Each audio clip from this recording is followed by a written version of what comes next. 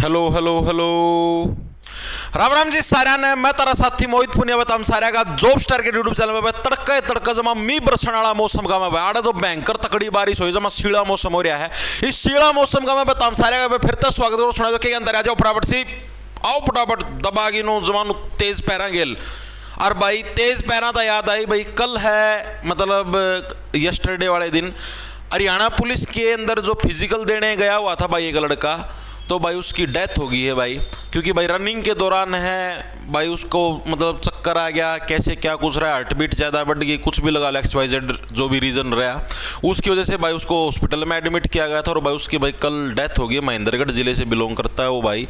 और भाई बुरी बात तो ये भाई कि उनकी शादी भी हुई थी और साथ में मतलब पीछे बच्चे भी थे, ठीक है, मतलब 3-4 साल की एक लड़की थी और अभी एक बच्चा पेट में भी है भाई। तो भाई ये सबसे मतलब बुरी चीज़ हुई भाई के साथ भाई, ठीक है। उनके परिवार के ऊपर क्या बीत रहा होगा भाई इस चीज़ को आप एक्सप्लेन कर ही नहीं सकते भाई। तो भाई एक तो भाई उस भाई की आत्मा को शांति मिले, ठीक है, भगवान उनकी आत्मा को अपने श्री चरणों में स्थान दें, ठीक है। और उम्मीद करेंगे भाई उनके परिवार को भी भाई ये दुख सहने की हिम्मत मिले। बाकी दुख सहना बहुत मुश्किल होता है ये वाला, लेकिन भाई करेंगे भगवान से प्रार्थना कि इस चीज़ के लिए सकारात्मक जो चीज़ें हों हमको देखने को मिले उनके परिवार के साथ, ठीक है। अगर उनके परिवार को किसी भी तरीके की हेल्प की नीड होगी तो वो भी हम लोग भाई पूरी तरीके से करने का प्रयास करेंगे, ठीक है भाई। तो देखो भाई स्टार्ट करते हैं। आप लोग भी भाई रनिंग वगैरह करो, हरियाणा पुलिस की तो थोड़ा सा ध्यान रखना, ठीक है। आपका जीवन बहुत ज़्यादा कीमती है एक सरकारी नौकरी से, ठीक है। आपके परिवार के लिए आप भाई नौकरी से कहीं ज़्यादा अहमियत रखते हो, ठीक है। तो इस चीज़ को थोड़ा ध्यान में रखते हुए रनिंग करना भाई। तो भाई देखो स्टार्ट करते हैं। मैंने भाई आपका हरियाणा सीईटी ग्रुप डी के लिए है जो हरियाणा जीके है और इंडिया जीके है उसकी PYQ सीरीज चला रखी है, जिसके अंदर हमारी 3 क्लासें हो चुकी है। 2 क्लासें तो मैंने हरियाणा सीईटी ग्रुप डी का एक तो जो 21 अक्टूबर की इवनिंग शिफ्ट में जो पेपर आया था और 22 अक्टूबर की मॉर्निंग शिफ्ट में जो पेपर आया था वो करवा दिया। तीसरी क्लास के अंदर मैंने HU के अंदर जो VLDA का आपका टेस्ट हुआ था, मतलब VLDA की भर्ती निकली हुई थी HU के अंदर 2-3 पोस्टों के ऊपर, उसका टेस्ट था, उसके अंदर जो हरियाणा जीके इंडिया जीके मैंने वो करवा दी। आज जो हमारी चौथी क्लास है इसके अंदर हम लोग जो आपका हरियाणा सीईटी ग्रुप डी 22 अक्टूबर की जो इवनिंग शिफ्ट होगी उसको हम लोग लपेटने का काम करें। इसके बाद बस एक शिफ्ट हो रह जाएगी 23 अक्टूबर की मॉर्निंग शिफ्ट, उसके बाद सीईटी ग्रुप डी के सारे प्रीवियस ईयर के प्रश्न विद एक्सप्लेनेशन आपके कंप्लीट हो जाएंगे भाई। ये जो मैं आपको प्रश्न कराऊंगा इन प्रश्नों की PDF जो अपना ऐप है जॉब टारगेट के नाम से आपको प्ले स्टोर पर मिलेगा, उसको डाउनलोड कर लेना। उधर आप जैसे ही ऐप को खोलोगे लॉगिन करोगे तो उधर आपको एक PDF का ऑप्शन दिखाई देगा। उस PDF के ऑप्शन के अंदर पिछली जो 3 क्लास हुई हरियाणा सीईटी ग्रुप डी की उनकी भी PDF डली, तो आप लोग वहां से PDF देख सकते हो। चलिए स्टार्ट करते। देखो भाई हरियाणा के किस जिले के अंदर तिलियार झील स्थित है? मेरे हिसाब से हर एक साथी को पता होगा, और जिस साथी को इस प्रश्न का पता भी नहीं है ना भाई तो उन्होंने समझो भाई उसका तैयारी बर्बाद है, तैयारी खराब है, ठीक है ना। तैयारी करने की जरूरत भी कोई संन्यास लेस का है, ठीक है, क्योंकि इसका टुच्चा प्रश्न अपना धरती पर नहीं देखने ना मिलेगा। तो तिलियार झील आप सभी को पता, हरियाणा का जो रोहतक जिले के अंदर क्या हमको देखने को मिलती है तिलियार झील। देखने को इसको कैसे याद रखोगे? माचिस की तिल्ली से कोई तरह पच्छा पर लगाए दे, कितने हाथ पर भी लगाए दे तो हम लोग रोगे, ठीक है। रोने से क्या हमने रोहतक जिले के अंदर क्या हमको तिलियार झील देखने को मिलती है, और ये रोहतक के अंदर लगभग कितने 132 एकड़ के अंदर क्या है फैली हुई है रोहतक के अंदर, ठीक है। अब इसी तिलियार झील के अंदर है एक आपका मिनी जू भी देखने को मिलता है, छोटा जू भी देखने को मिलता है, जिसकी स्थापना 1989 यानी 1989 के अंदर हुई थी। लिखेंगे सभी साथी इसी के अंदर क्या हमें एक समोल जो आपका जू है वो भी देखने को मिलता है, जिसकी स्थापना कब हुई थी 1989 यानी 1989 में। याद कैसे रखोगे? याद रखने की सिंपल सी टेक्निक है, रोहतक वाले रोया कर दे नो बोले महाराज जू को नहीं, महाराज झील को नहीं, सरकार नो बोली कोई दिक्कत नहीं बे तारा खतर नवा, ठीक है, जू यहां पर स्थापित कर, नवा से बढ़ गया 89, ठीक है। तो 1989 के अंदर क्या यहां पर जू की आपकी स्थापना करी गई। ओके जी, ये चीज भी हमारे समझ में आ गई, दिमाग के अंदर घुस गई भाई। अब बहुत बार एग्जाम के अंदर ये पूछा जाता है कि जो रोहतक है वो दिल्ली बॉर्डर से कितनी दूर है, या फिर आपसे स्टेटमेंट टाइप वाले प्रश्न जैसे HCS के अंदर ये प्रश्न आया था एक बार कि जो तिलियार झील है वो आपका दिल्ली है जो मतलब जो दिल्ली बॉर्डर है वहां से 42 किलोमीटर की दूरी पर है, और ये एक बहुत ही बढ़िया पिकनिक स्पॉट है। इस तरीके की स्टेटमेंट दे दी। अब कौन सा बालक है जो उन्होंने नाप किया हुआ उड़ता 42 किलोमीटर दूर है, लेकिन एग्जामिनर ना तो दे दी। तो यह चीज आप लोगों को ये भी चीज याद रखनी, तिलियार झील क्या है आपके दिल्ली बॉर्डर से, क्या है दिल्ली बॉर्डर से कितने किलोमीटर दूर दूर है, दिल्ली बॉर्डर से 42 किलोमीटर दूर है। ऐसा आपका person same to same HCS के अंदर आया था, आप लोग चेक कर लेना प्रीवियस ईयर का। ओके जी, ये कंसेप्ट भी हमारे समझ में आ गया। अब रोहतक हमारा, रोहतक और किस चीज के लिए फेमस है? तो रोहतक के अंदर सबसे पहले आता हमारे पास शौरी बाजार। क्या शौरी कपड़ा बाजार है? ये आपका एशिया का सबसे बड़ा कपड़ा बाजार है। खास बात क्या, शौरी से बनेगा शोर। ठीक है, रोहतक के अंदर क्या है, मार्केट के अंदर शोर फैल गया कि एशिया में जो महाद्वीप है, एशिया देख लो कैट बड़ा, जिसका रूस देश भी आ गया, चीन देश भी आ गया, सारे देश आ गए। इन सारे देशों में सबसे बड़ा जो कपड़ा बाजार है वो हमें कहां पर देखने को मिलता है? रोहतक के अंदर सबसे बड़ा आपका थोक कपड़ा बाजार है। ठीक है, होलसेल का सबसे बड़ा बाजार है। लिखेंगे सभी साथी, एशिया का सबसे बड़ा थोक का कपड़ा बाजार। ठीक है, जो थोक का मतलब समझते हो, यानी बल्क मात्रा का, मैं जो अभी कपड़ा खरीदा करा, थोक कपड़ा बाजार है। ये हमको कहां पर देखने को मिलता है? ये हमें रोहतक के अंदर देखने को मिलता है। ओके जी, ये कंसेप्ट भी हमारे समझ में आ गया। इसके अलावा रोहतक के अंदर हमें और क्या देखने को मिलता है? एक हमें स्थल बोहर मठ देखने को मिलता है। ये क्या है जी स्थल बोहर मठ? ये जो आपने नाथ संप्रदाय सुना, नाथ संप्रदाय, ठीक है, यानी देखो जैसे आपने सुना योगी आदित्यनाथ, यानी जितने भी नाथ संप्रदाय से जो भी ये लोग बाबा बनते हैं तो अपने नाम के पीछे नाथ लगाते हैं। जैसे योगी आदित्यनाथ, तो वो नाथ संप्रदाय के बाबा हैं। ठीक है, और भी आपने अलग अलग देखे होंगे बहुत सारे बाबा जो अपने नाम के पीछे नाथ लगाते हैं, तो नाथ संप्रदाय से बिलोंग करते हैं। तो रोहतक के अंदर एक स्थल बोहर मठ है, उसकी स्थापना करी गई है और इसकी स्थापना संत चौरंगी नाथ, बहुत बार एग्जाम के अंदर आता है कि स्थल बोहर मठ की स्थापना किसने करी? संत चौरंगी नाथ ने क्या है, इसकी स्थापना करने का काम कराया था। लिखेंगे सभी साथी, संत चौरंगी नाथ। इसको कैसे रखो? चौरंगी का मतलब चारों तरफ क्या है, खुशियों के रंग बिखेर दिए। जैसे ये मठ की स्थापना हुई, लोग यहां पर पूजा करने के लिए आने लगे, यानी चारों तरफ क्या, रोहतक के अंदर जो लोग रोया कर दो क्या, खुशियों के रंगों के अंदर चारों तरफ खुश हो गया, यानी चौरंगी नाथ के द्वारा स्थापना करी गई। ठीक है, बाद में क्या है, अभी ये बाबा मस्तनाथ के हाथ में दे रखा है। ठीक है, लिखेंगे सभी साथी, बाद में क्या है, जो बाबा मस्तनाथ है, बाबा मस्तनाथ ने क्या है, इसका जीर्णोद्धार किया। मस्तनाथ ने जीर्णोद्धार का मतलब इसका कमबैक कराया दोबारा था। ठीक है, जीर्णोद्धार किया। ये फैक्ट भी आपको बहुत इंपॉर्टेंट है, याद रखना है। ओके जी, याद रह जाएगा। इसके अलावा रोहतक के अंदर अगर हम लोग बात करें PGIMS, ये भी हमें कहां पर देखने को मिलता है? रोहतक के अंदर देखने को मिलता है। इसके अलावा पंडित भगवत दयाल जो आपका इंस्टीट्यूट है वो भी हमें कहां पर देखने को मिलता है? रोहतक के अंदर देखने को मिलता है।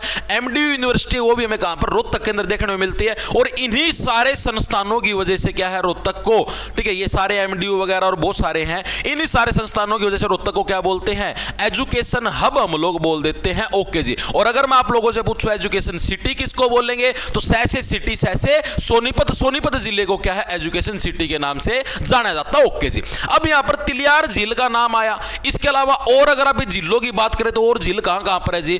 अगर हम लोग बात करें जी बड़खल झील, बड़खल झील हमें कहां पर देखने को मिलती है? बहुत बार एग्जाम के अंदर आई। पिछला जो CET हुआ था ग्रुप डी का, उसके अंदर भी तो उसके अंदर तो ये आई थी। इससे पहले जो आपका ग्रुप C का था 2022, उसके अंदर भी आता। बड़खल झील का निर्माण कब हुआ था? तो 1947 के अंदर क्या, जैसे ही हमारा देश आजाद होया, आजाद होते ही हम लोगों ने क्या है, एक झील बनाई थी जिसका क्या नाम था? बड़खल झील था। ठीक है, यहाँ पे देखने गणना मिला है। ये अपने फरीदाबाद जिले के अंदर, हरियाणा का जो फरीदाबाद जिला है, ठीक है, फरीदाबाद वालों की फ्रीद थी, बोले यार एक झील तो जरूर बनाओ यार। बोले चलो देश आजाद होते ही सबसे पहले तुम्हारे लिए झील जरूर बनाएंगे। तो फरीदाबाद के अंदर कौन सी हमें बड़खल झील देखने को मिलती है। दूसरी कौन सी? दमदमा, दमदम दमदम दमदम, no no no no no no, दमदम कर दी चाल से तन गाड़ बिठा दी मारी। तो जो दमदमा झील, ये में कहां पर देखने को मिलती है? ये गाना कौन गाने लग रहा है? तुम्हारा गुरु गाने लग रहा है। ठीक है, तो गुरुग्राम के अंदर कौन सी झील हमको देखने को मिलती है? जो दमदमा झील है, ये हमें गुरुग्राम के अंदर देखने को मिलती है। एग्जैक्ट पूछ ले तो गुरुग्राम का जो सोना है,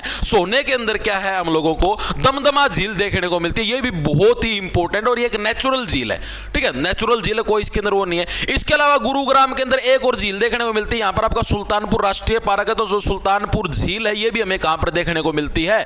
गुरुग्राम के अंदर ही सुल्तानपुर झील। इसको कैसे रखोगे? रस सुल्तान कर दे चढ़ाई। सुल्तान फिल्म देखी होगी, सलमान खान वो क्या है, अपने गुरु से ही तो कुश्ती के सारे दांव सीखता है जी। बिल्कुल सही बात है। ठीक है, तो ये भी बहुत इंपॉर्टेंट है। गुरुग्राम के अंदर कहां पर देखने को मिलती है? एग्जैक्ट लोकेशन पूछ ले होगा तो फर्रुख नगर है, फर्रुख नगर जो कि गुरुग्राम के अंदर, वहां पर हमको देखने को मिलती है। ओके जी, इसके अलावा और कौन सी झील पूछ सकता है आपसे? बिंडावास, खापरवास। ये तो मैंने पिछली क्लास के अंदर बिंडा खापर दोनों दोनों के दोनों कहां पर है, जर्जर। क्योंकि भिंडियों के हालात है आज के दिन में क्या है, जर्जर हो चुके, खराब हो चुके। ब्रह्म सरोवर पूछ ले, सनहित सरोवर पूछ ले, दोनों के दोनों कहां पर है, कुरुक्षेत्र के अंदर देखने को मिलते हैं। कैसे, कर्ण झील कैसे, करनाल के अंदर होगी। एक आते आपके पास कोटला झील, ठीक है। कोटे की जरूरत किसको पड़ती है, जो एरिया बहुत ज्यादा पिछड़ा हुआ हो। वर्तमान में जो हमारा नू एरिया है, जो कि मेवात को पहले मेवात के नाम से नू एरिया है, ये क्या हमारा पिछड़ा है, तो वहां पर हमारी कोटला या फिर चंदेली झील है, वो हमको देखने को मिलती है। क्या इस पर्सन से रिलेटेड सारे फैक्ट आप सभी को क्लियर हुए या नहीं, एक बार के लिए मेरे को कमेंट करके बता दो फटाफट से। मैं पानी की घूंट मार लो, ठीक, उसके बाद फिर आप आगे चलते हैं।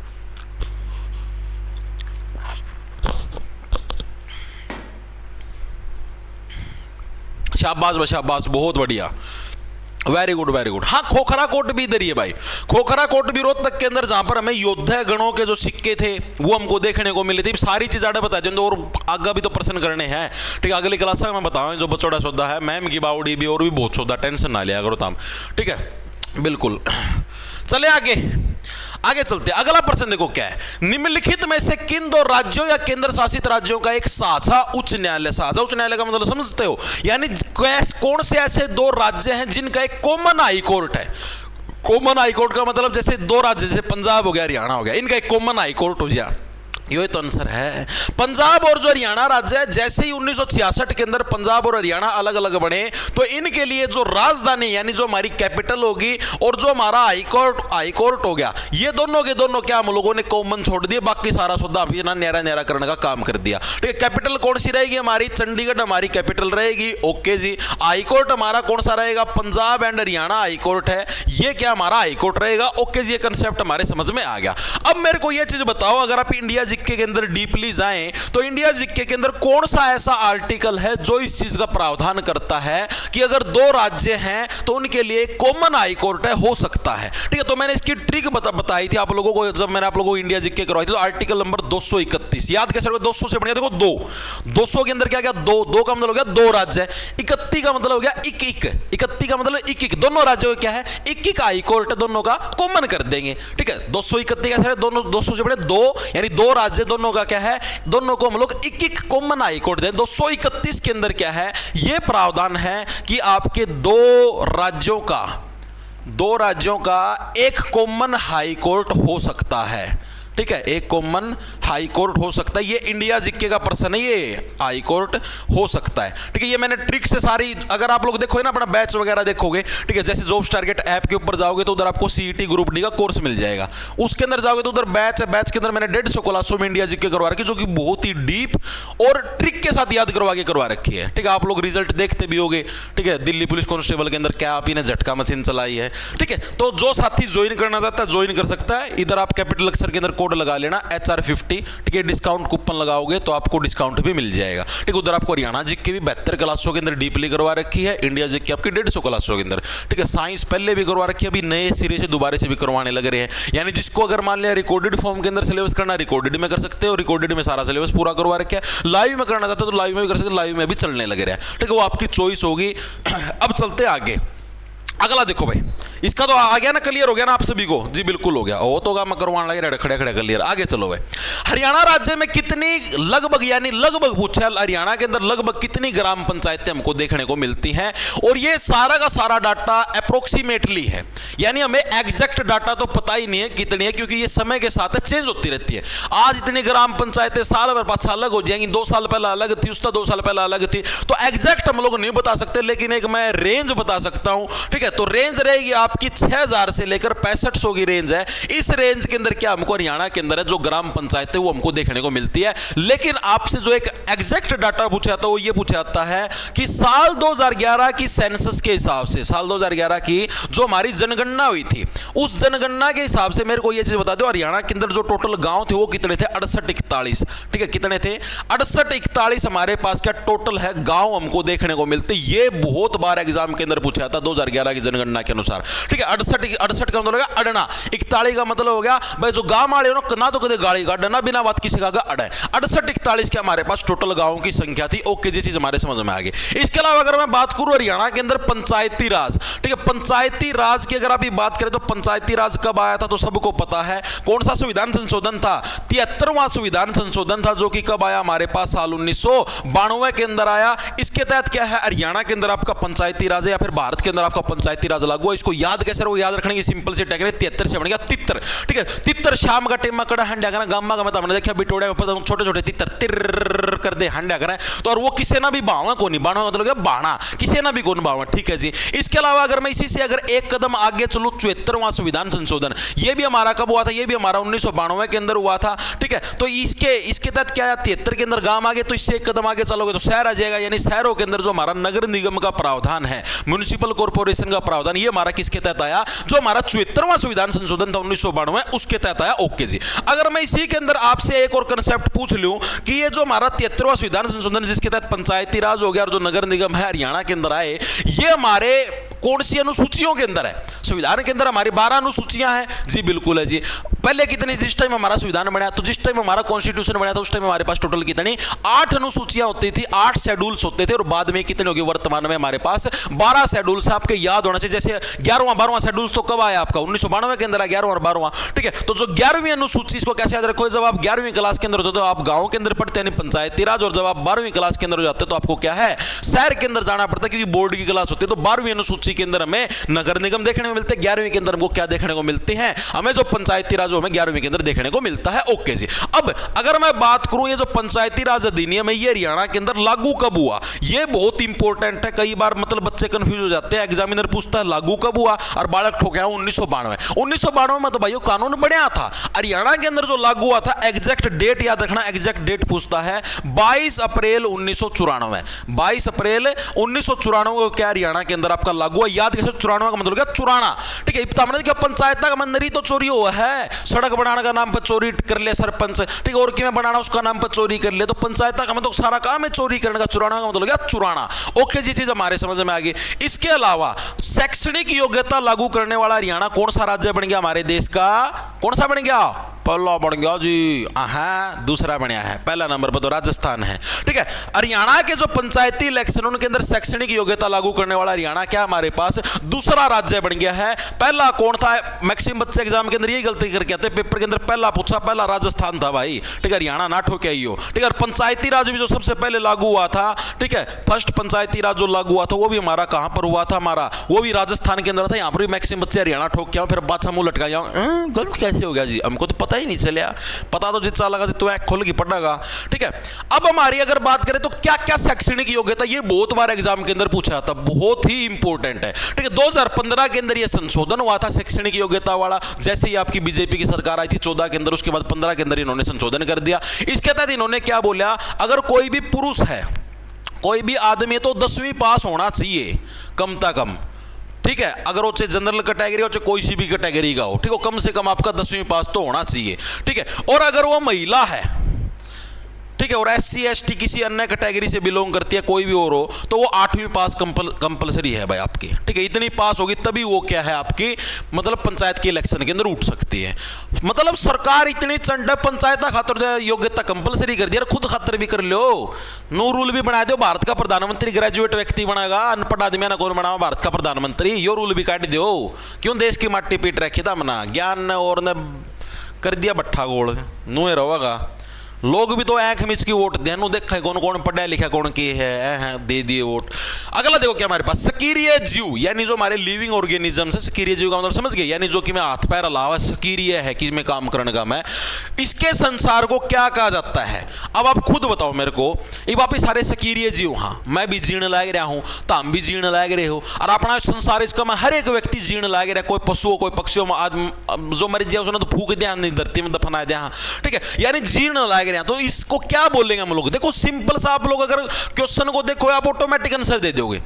प्रश्न देखो क्या है, इसको क्या बोलोगे? जैव बोलोगे, बायोटिक बोलोगे, अरे जो जीने का संसार उसको क्या बोलेंगे, जहां पर लोग जीने लगे रहे जय बोलेंगे, जहां पर लोग मृत उसको अजय बोलेंगे, बस इतना ही सिंपल सा, और कुछ भी नहीं था इस प्रश्न के अंदर। इंडिया जीके का प्रश्न था ये, ठीक है। वैसे तो साइंस का लगने लग रहा है लेकिन दे दिया इंडिया जीके में।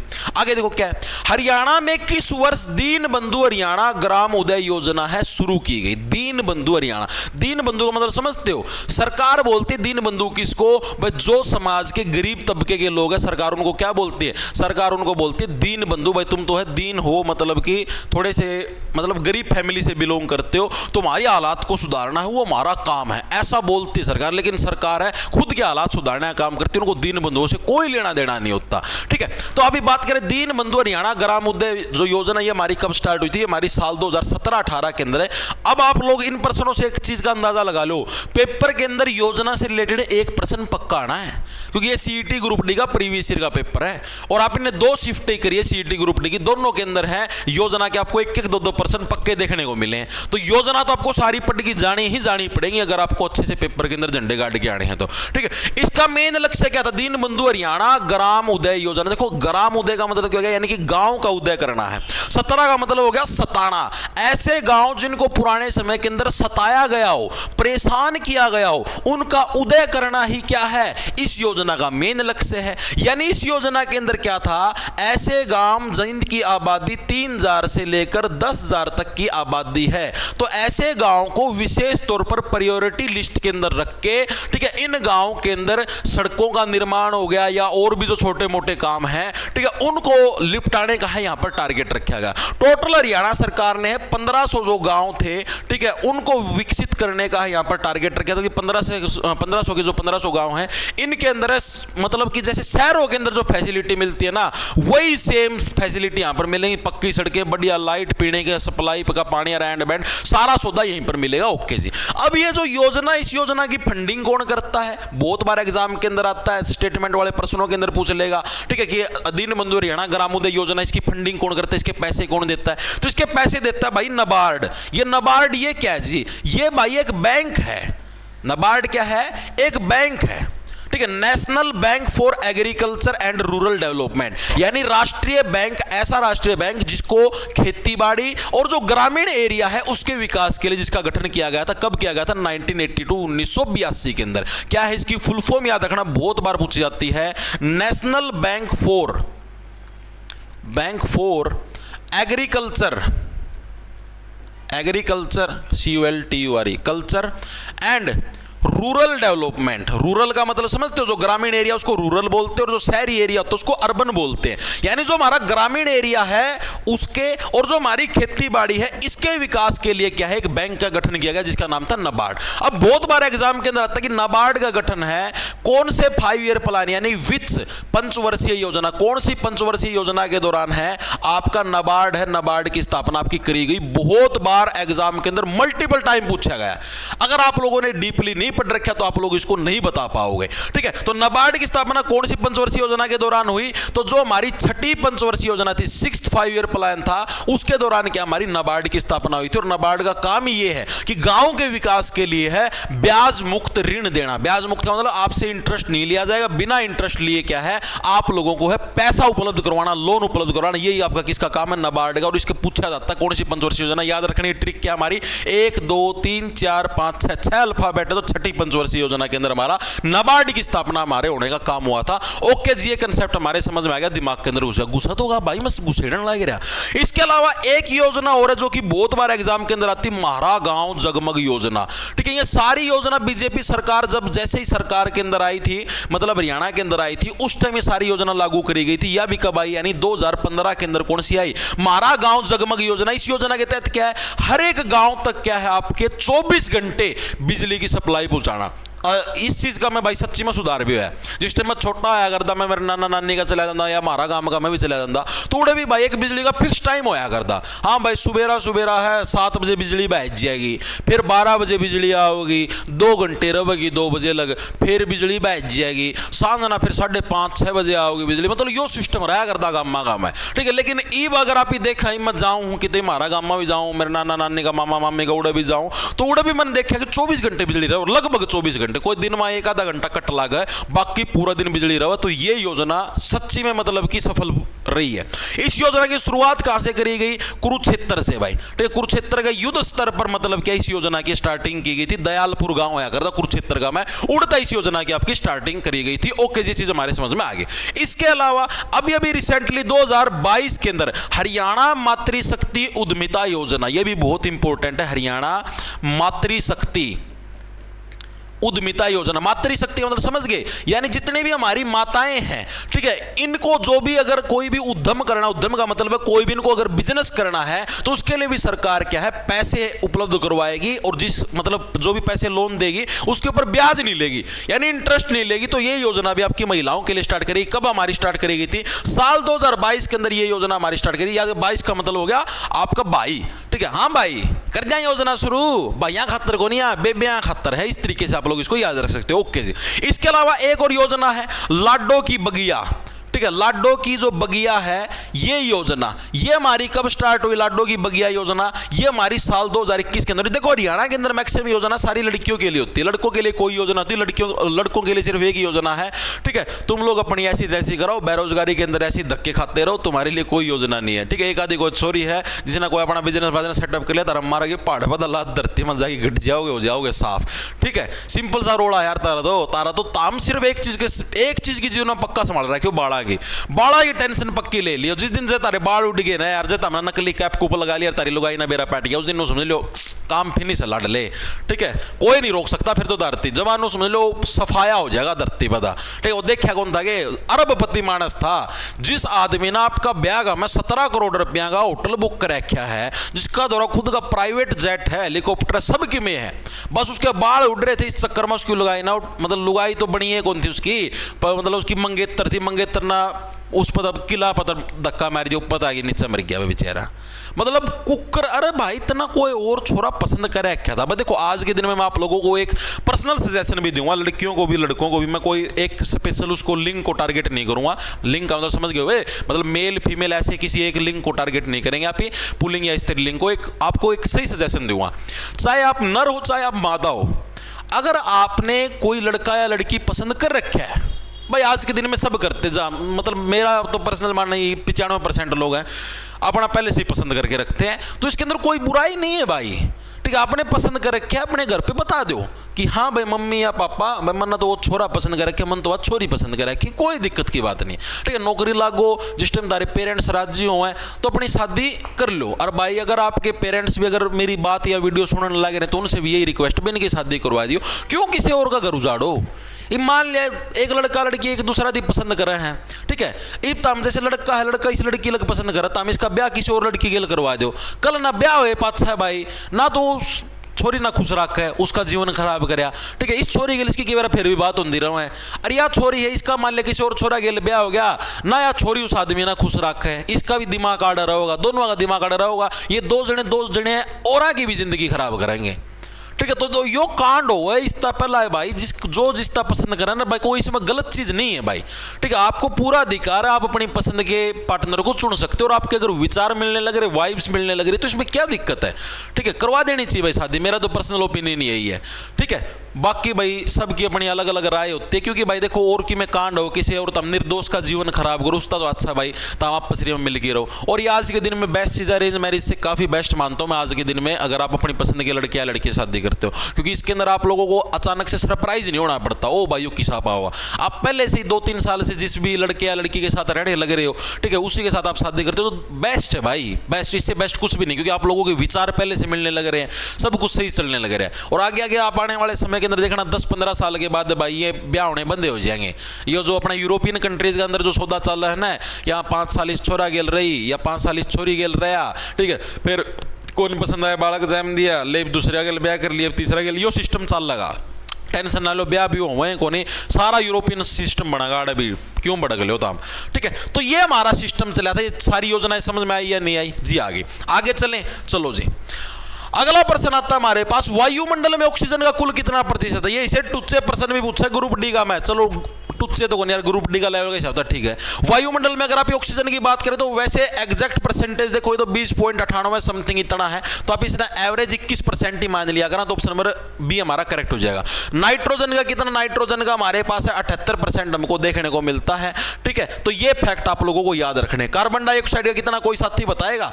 हमारा जो वायुमंडल के अंदर कार्बन डाइऑक्साइड का प्रतिशत कितना, कमेंट के अंदर तुमको फेंकना है कितना है, ठीक है। इसके अलावा अगर मैं पूछ लूं आर्गन है, आर्गन का प्रतिशत कितना, तो ये भी तुम लोगों को बताना है, ठीक है। दोनों कमेंट मतलब कमेंट के अंदर दोनों को 1 नंबर और 2 नंबर डाल के बताना कितने कितने प्रतिशत है, ठीक है। बिल्कुल टुच्चा प्रश्न छोड़ के जाऊं दरखातर। किस स्थान पर विरासत परिवहन संग्रहालय स्थित है? विरासत परिवहन का मतलब समझते हो? प्रश्न को ध्यान से तुम समझा करो। विरासत का मतलब होता है जो चीज आपको विरासत के अंदर मिली हुई हो, यानी आपके जो बाप दादा हैं आपको उनसे जो चीज मिली हुई थी उसको हम लोग बोलते हैं विरासत, ठीक है। यानी जो पुराने जमाने की बसें थी, ट्रक थी, गाड़ियां थी, ठीक है, उनका एक संग्रहालय बनाया गया, ठीक है। संग्रहालय का मतलब समझते हो, यानी यहां पर एक हेरिटेज बनाया गया, इनको स्पेशल एक मतलब कि म्यूजियम टाइप बना के दिखाया गया कि हाँ भाई इस तरीके से पुराने समय के अंदर ऐसी ऐसी बसें होती थी वगैरह वगैरह, ऐसी ऐसी चीजें होती थी। और ये हमें कहां पर देखने को मिलता है? ये हरियाणा का जो गुरुग्राम है, गुरुग्राम जिले के अंदर हमको देखने को मिलता है। कैसे गुरु भाई, ये बसें ये ट्रकें यही तो हमारे गुरु हैं, आज वाली बस तीनों कहाँ हैं भाई, ये तो हमारे गुरु हैं। नेता तो हमने और नए मॉडल का है मतलब कि दिमाग सालिया कि हाँ भाई और भी नए मॉडल बनाने चाहिए, तो यही तो हमारे गुरु हैं, ठीक है। और गुरुग्राम जिले के अंदर भी जो ताउडू है, ताउडू हमें कहां पर मिलता है? जो हमारी नू की सीमा है ना, नू ताउडू कहां पर मिलता है? जो गुरुग्राम नू की सीमा है, बाउंड्री है, उड़ापी ना ताउडू देखना मिला है, तो वहां पर हमको क्या है, ये संग्रहालय हमको देखने को मिलता है। और ये संग्रहालय काफी इंपॉर्टेंट है, एग्जाम के अंदर मल्टीपल टाइम पूछा जाता, तो आपको बकायदा इस चीज का पता होना चाहिए। मैं पानी की घूट मार लो जी, गला सुखा दिया था मैंने।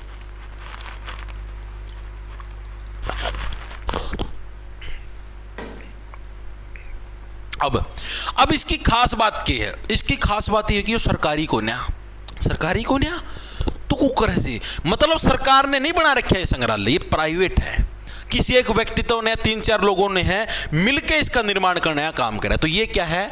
ये एक प्राइवेट संग्रहालय है, ठीक है। प्राइवेट संग्रहालय इस चीज को तो मतलब कि जैसे क्या पता स्टेटमेंट टाइप वाले क्वेश्चनों के अंदर दे दे, ठीक है, कि विरासत परिवहन संग्रहालय पहले स्टेटमेंट दे देगा हरियाणा के गुरुग्राम जिले के अंदर है, दूसरी स्टेटमेंट दे देगा यह एक सरकारी संग्रहालय है, तो सरकारी के केस में गलत हो जाए। ये क्या है कि प्राइवेट संग्रहालय, तो इस चीज को दिमाग के अंदर सेट रखना, ठीक है। इसे जनता के लिए कब खोला गया? तो साल 2013 के अंदर क्या है, इसको जनता के लिए खोल दिया गया, ठीक है, कि हाँ भाई जो जनता के लोग हैं वो भी यहां पर आओ और इसको विजिट करो और हमारी कमाई का है आप लोग जरिया बनो। ओके, ये चीज भी हमारे समझ आई। इसके अंदर क्या कुछ सिस्टम मैंने आपको बता दिया, पुराने टाइप की जो गाड़ियां हैं, पुराने टाइम के अंदर जो बसें थी, ट्रक वगैरह थी, यानी पुराने टाइम के जो भी साधन थे, ट्रैक्टर होगी, गाड़ी होगी, एरोप्लेन लगे भी हड है पुराना टाइम की, ठीक है, समुद्री जहाज वगैरह वगैरह, सारी की सारी चीजें हमें यहीं पर देखने को मिलती है। अब मैं आपसे 2-3 और संग्रहालयों के बारे में पूछता हूं। अगर मैं आप लोगों से पूछ लूं श्री कृष्ण संग्रहालय, ये हमें कहां पर देखने को मिला? कोई साथी बताएगा? सिंपल सा है, जहां पर भगवान श्री कृष्ण का संबंध मिलेगा, हरियाणा में भगवान श्री कृष्ण का संबंध कुरुक्षेत्र से है। जी बिल्कुल सही बात है। तो कुरुक्षेत्र के अंदर हमको क्या देखने को मिलेगा? श्री कृष्ण संग्रहालय देखने को मिलेगा। सिंपल सी बात है, जहां पर श्री कृष्ण का संबंध होगा हरियाणा में कुरुक्षेत्र से, कुरुक्षेत्र महाभारत का युद्ध होता वहां पर हुआ था। ओके जी। इसकी स्थापना कब हुई? 1987 का मतलब सताना, ठीक है। काफी कुरुक्षेत्र की जनता को सताया गया, तब जाके क्या ये संग्रहालय बनाया गया। इस तरीके से हम लोग इसको याद रख सकते हैं। इसी कुरुक्षेत्र के अंदर हमको एक और संग्रहालय देखने को मिलता है जिसको हम लोग बोलते हैं थानेसर संग्रहालय। ये तो डायरेक्ट याद रह जाएगा। थानेसर किसकी राजधानी होया कर दी? हर्षवर्धन की। तो थानेसर संग्रहालय ये भी हमें कहां पर हमारा कुरुक्षेत्र है, कुरुक्षेत्र के अंदर हम क्या हमको थानेसर संग्रहालय ये भी हमको वहीं पर देखने को मिलता है। ओके जी, चीज भी हमारे समझ में आ गई। जो कुरुक्षेत्र के अंदर जो आपका शेख चिल्ली का मकबरा देखने को मिलेगा उसी के पास आपको ये देखने को मिलता है, ठीक है। ओके जी, चीज भी हमारे समझ में आ गई। इसके अलावा अगर मैं आपसे पूछ लूं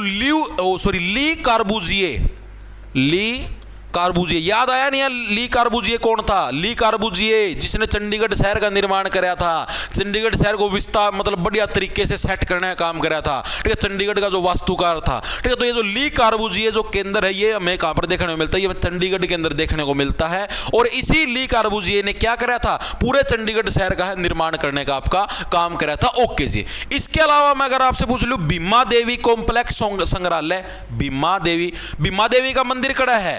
भीमा देवी का मंदिर पंचकुला का में है जी, तो उसका संग्रहालय भी खड़ा हो जाएगा पंचकुला का में हो जाएगा जी। सिंपल सा काम है, और तो कि में है ही कोई नहीं। तो भीमा देवी आपका कॉम्प्लेक्स संग्रहालय भी कहां पर हो जाए, पंचकुला। और पंचकुला के अंदर एग्जैक्ट लोकेशन पूछ लेगा तो आप लोगों से कहां पर ठोकोगे, पिंजौर के अंदर भाई। कुल्लों से चाहे तुम कितना ही जोर लगा लो, ठीक है, जाओगे अंतिम में संग्रहालय के अंदर ही, ठीक है। म्यूजियम का में तो हम लोग सेट होने हो, ठीक है। इसके अलावा अगर आपसे पूछ ले जहाज कोठी संग्रहालय, ठीक है, जहाज कोठी किसके द्वारा बनाई गई थी, जॉर्ज थॉमस के द्वारा, जिसकी राजधानी क्या थी, आंसी जिसकी राजधानी थी। और आज के दिन में तो आंसी एक जिला बन चुका है। और अगर आप लोग बोलो तो आंसी जिले के बारे में एक विस्तार पूर्वक क्लास ले ली जाए, क्या बोलते हो, आंसी जिला विस्तार पूर्वक एक्सप्लेन करके बता दियो एक वीडियो के अंदर जी, बिल्कुल बता दीजिए, कोई दिक्कत नहीं जी, कोई भी दिक्कत की परेशानी की बात नहीं है। ये हमें कहां पर देखने को मिलता है, हिसार के अंदर हमें जहाज कोठी संग्रहालय है देखने को मिलता है। ओके जी, ये कंसेप्ट भी हमारे समझ में आ गया। इसके अलावा एक और संग्रहालय पानीपत संग्रहालय, जो पानीपत के अंदर, इसके बारे में कुछ ज्यादा पढ़ने की जरूरत नहीं है। ओके जी, अगला प्रश्न, निम्नलिखित में से भारत के अंतिम मुगल सम्राट कौन थे। बहुत ही प्यारा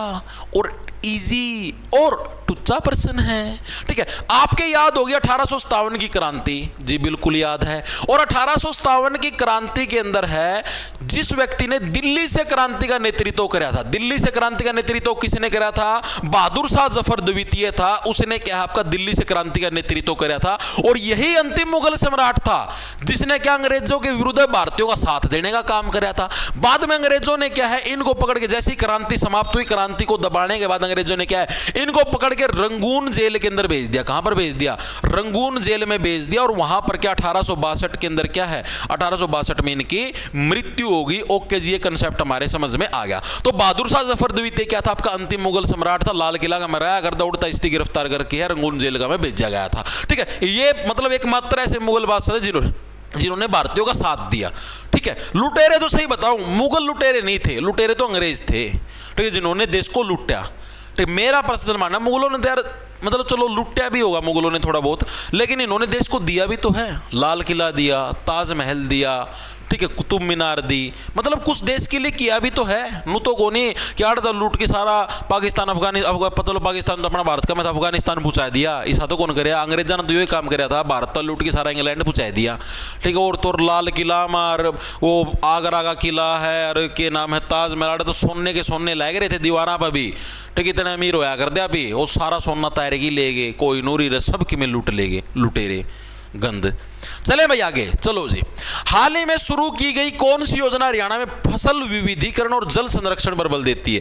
ये योजना सबसे इंपॉर्टेंट है, क्योंकि आप ही ने देखा कल मैंने जब आपको पिछली क्लास के अंदर, शायद परसों वाली क्लास थी, उसके अंदर मैंने आप लोगों को जो आपका HU के अंदर जो आपका ये था, हरियाणा एग्रीकल्चर यूनिवर्सिटी के अंदर जो आपका VLDA की भर्ती थी, उसका जो एग्जाम मैंने आपको पेपर दिखाया, ठीक है, उस पेपर के अंदर भी ये योजना पूछी गई थी कि मेरा पानी मेरी विरासत योजना के अंदर कितने रुपए की किस्त मिलती है, आपको कितने रुपए की मिलती है। तो ये जो मेरा पानी मेरी विरासत योजना है, यही आपके किससे बिलोंग करती है, फसल विविधीकरण। फसल विविधीकरण का मतलब क्या होता है, इसका मतलब ये होता है कि भाई आप है अलग अलग फसलों की खेती करो एज कंपेयर टू धान या पैडी, ठीक है। धान की खेती अगर आप करोगे ना, तो धान की खेती का मतलब नुकसान है, नुकसान, क्योंकि धान की खेती भाई नु पानी ना गुट्टू गुट्टू कुछ ना पानी चाहिए, जब ओख लगा के पानी पे नुक्का नु ट्यूब लगाओ, जो वो है ना पंप, नुक्का नु मुंह में लगाए दो, धान की खेती का दो, यो है पूरा किला पानी का भरना पड़ा जिस जाके धान लागेंगे, ठीक है, चावल लग गया करें। ओके, तो ये इसके लिए सरकार ने चलाई मेरा पानी मेरी विरासत योजना। सरकार ने बोली कि भाई धरती का में जो पानी का लेवल है वो हो रहा लो,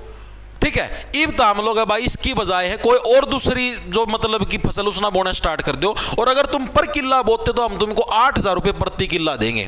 जिस टाइम यह योजना स्टार्ट करी गई थी, कब स्टार्ट करी गई थी, 2020 के अंदर, उस टाइम आपको 7,000 रुपए प्रति किला मिलते थे, ठीक है। इसके अंदर डिफरेंस देख लेना, उस टाइम 7,000 रुपए प्रति किला मिलते थे, लेकिन अगर आप वर्तमान की बात करें तो वर्तमान में ये चेंज हो चुका है डाटा, अभी 8,000 रुपए प्रति किला मिलते हैं। तो ये इंपॉर्टेंट डाटा है, ठीक है। ये योजना स्टार्ट कब हुई थी, 2020 के अंदर हुई थी, बहुत इंपॉर्टेंट है। ओके, क्योंकि आपने देखा 2 पेपरों के अंदर आ ली अभी रिसेंटली। आगे चलो जी। महासागर की औसत लवणता क्या है, average salinity of N ocean, मतलब इसका मतलब क्या जी, जो भी हमारा समुद्र हो ना महासागर, उसका में लवणता कितना है, खारापन कितना है, नमकपन कितना है। कदे समुद्र देखो ना तो देखियो थोड़ा सा पानी मुंह का लायक जगह ना है तो इतना इतना खारापन हुआ है और वो नमक का पानी इतना चिपचिपा उस शरीर का मतलब बांस आनी स्टार्ट हो जाएगी। ठीक है, इतना बूढ़ा काम। मैं एक बार गया था समुद्र का दौरा जी, तो पानी थोड़ा लग गया तो मुंह पर थोड़ा मुंह का लग गया ना, इतना मैंने ऐसा खारा पानी लगा तो नमक घोल के दे दिया किसी ने पानी का। मैं और भाई वो जो कपड़े कपड़े नु काट भी रखे थे मन तो भी भाई नु कच्चा खा मतलब थोड़े नु पानी के छिट्टे लगा थे, सारा शरीर नु हो गया नु नमक की वजह से चिपचिपा चिपचिपा शरीर गलन लग जाए और डाल की स्मेल लगी गात का मैं फिर साफ पानी का नहाना पड़ा भाई समुद्र में थोड़ी बहुत डुबकी मारे पाछा। ठीक है, तो 35 भाग प्रति हजार ये थोड़ा नया प्रश्न है, ये थोड़ा आपको नया और डीप प्रश्न देखने को मिलेगा। 35 भाग प्रति हजार का मतलब यानी अगर 1000 पार्ट कर लिया आप पानी के अगर आप ऐसे ऐसे करके 1000 पार्ट बना लिया तो 1000 का मतलब हर 35 पार्ट का मैं के है आपना नमक देखने ना मिलेगा। चीजें समझ में आई है? यानी मैंने क्या बोला, जैसे 1000 बाल्टी तो हमने पानी की भर ली समुद्र का पानी माता। ठीक है, तो 1000 बाल्टियां मतलब 35 बाल्टियां का मतलब हमने नमक के नमक मिला। 35 बाल्टी तो पूरी नमक की भरी पाऊंगी। ठीक है, बाकी की जो बाल्टी बचेगी 65 वो थोड़ी साफ मिल जाए धरती। इसका मतलब यो है। ओके, ये थोड़ा नया प्रश्न था, इसको थोड़ा अच्छे से देख लेना। अगला, हरियाणा में कितने लोकसभा निर्वाचन क्षेत्र? मेरे हिसाब से हर एक साथी को पता होगा कितने हैं, कोई साथी बताएगा जी? 10 हैं जी। ठीक है, राज्यसभा के पूछ ली, पिछली क्लास के अंदर बताया था। अगर मैं राज्यसभा के पूछ ली तो कितने जी हमारे पास? 5 है जी। अगर मैं विधानसभा के पूछ ली तो कितने जी हमारे पास? विधानसभा के कितने जी? 90 हैं जी। ये आपकी वर्तमान सिचुएशन के हिसाब से। अगर मैं इसी लोकसभा के अंदर पूछूं कि हरियाणा के अंदर जो लोकसभा के निर्वाचन क्षेत्र इसके अंदर जो आरक्षित है, आरक्षित का मतलब जो रिजर्व्ड सीट है वो कौन कौन सी, मैंने आपको ट्रिक बताई थी कि हमारे सिर के अंदर क्या होते हैं? बाढ़ होते हैं, और बाढ़ों का है, बाढ़ों को आपको आरक्षण देना जरूरी है वरना पहाड़ से फेंक दिए जाओगे। ठीक है, तो आरक्षण का मतलब हो गया रिजर्वेशन। रिजर्वेशन किसको मिलेगा? अंबाला को। अंबाला के अंदर बाढ़ आ गई, और बाढ़ कहां पर होते हैं? सिर के अंदर होते हैं, सिरसा। यानी ये दो क्या थी हमारी? ये दो हमारी रिजर्व्ड सीट थी क्या वर्तमान के अंदर भी है अगर आप हमारी हरियाणा की लोकसभा सीटों की बात करो। अगर अब मैं पूछूं, जैसे मैंने आप लोगों को बताया था कि जिस टाइम हरियाणा का गठन हुआ साल 1966 के अंदर, उस टाइम हरियाणा के अंदर विधानसभा की टोटल कितनी सीटें थी? मैंने बताया था ये बिना चुनाव के मतलब आपकी सीटें हैं। ये आपकी जिस टाइम विधानसभा बनी थी, लेजिस्लेटिव असेंबली बनी थी, बिना चुनाव के, बिना इलेक्शन के बनी थी। तो बिना इलेक्शन 54 जैसे चुनाव, तो 54 क्या थी आपकी टोटल उसकी विधानसभा की सीटें थी जिस टाइम आपका हरियाणा गठन हुआ। उसके बाद फिर कितनी बनेंगी? 81 लोगों हमें एक आस जाएगी 81। फिर कितनी बनेंगी थी जी? 90 बनेंगी थी। पहली कब बनी? जैसे 1966 में हरियाणा बना उस टाइम कितनी थी? 54। ठीक है, उसके बाद फिर ये बड़ी कब थी? मतलब सारा सिस्टम चेंज किया। पूरी सीरीज मैंने तुम लोगों को बता रखी है। ठीक है, उसके बाद अगर मैं आप लोगों से बात करूं किस चीज की? लोकसभा की।